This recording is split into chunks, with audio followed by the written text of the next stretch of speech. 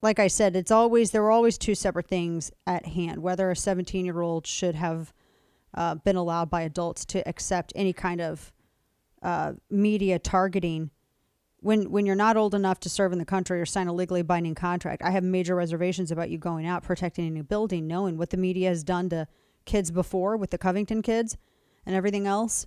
And the Covington kids was before that. And also knowing that because it's a firearm related issue, how they'll try to hang you. And so the new video that for some reason the FBI had this entire time and it only just got released right before trial. And I don't understand why they did. Well, I do understand because when you look at the video, it ever so much more makes the case for defense. Now, what is separate from him being 17 and out there is whether or not, and this is the question that they're determining, whether or not he acted in self-defense. I don't know how you can watch that video from the FBI. And I have seen and I've published and I've written about this and I've had stills on it that I've published step by step. I don't know how you can look at this in any other way that it was. The state has to prove beyond reasonable doubt that this was not self-defense, and they have not done that. It's the state that has to do that, not Rittenhouse. And honestly, I don't even think that this is a legitimate trial. Here's the thing. Do you realize how many instances of defensive gun usage happen annually?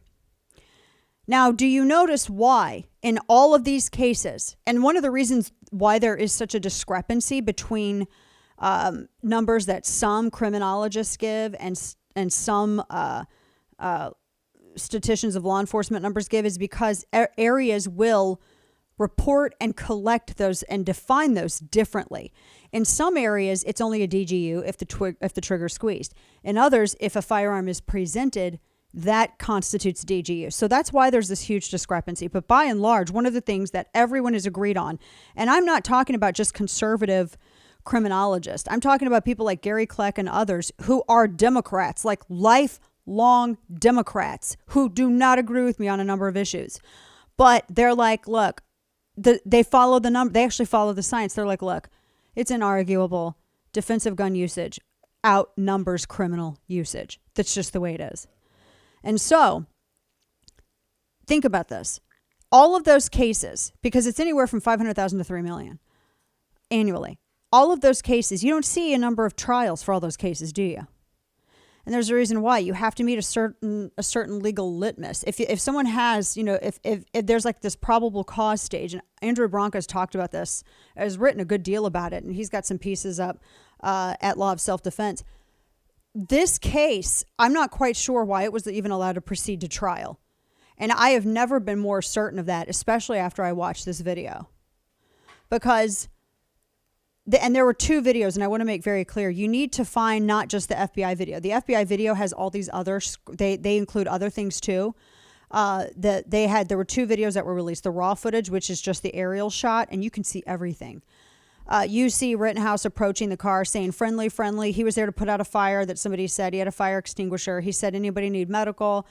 And then at one point when he walked up to one vehicle to put out a fire, Rosenbaum was crouched behind. You can see him in an aerial, crouched behind one of the cars. He's going to ambush him. And so then in the video, you can see Rittenhouse fleeing. He fled, which bolsters further his defensive position. And it was only after, and this is all on video, someone threw something at Rittenhouse's back, and then you had the other guy fire off a number of shots right behind him. And as Rittenhouse turned around, that's when you had Rosenbaum, and then you had the other guy's name slips my mind for some reason. It starts with a Z. He approached him and was screaming, blank you, and reached for his gun, and that's when he was shot. So there is the fact that this was even allowed to proceed to trial, this is a malicious prosecution, in my estimation. It's malicious prosecution, and I think that, and Branca made this point, and I know we got to get moving. Branca made this point, and I think it's really good. I think that Rittenhouse's defense team needs to shut down this whole, he was out there running around, doing whatever, they need to shut down certain of these narratives there in the courtroom.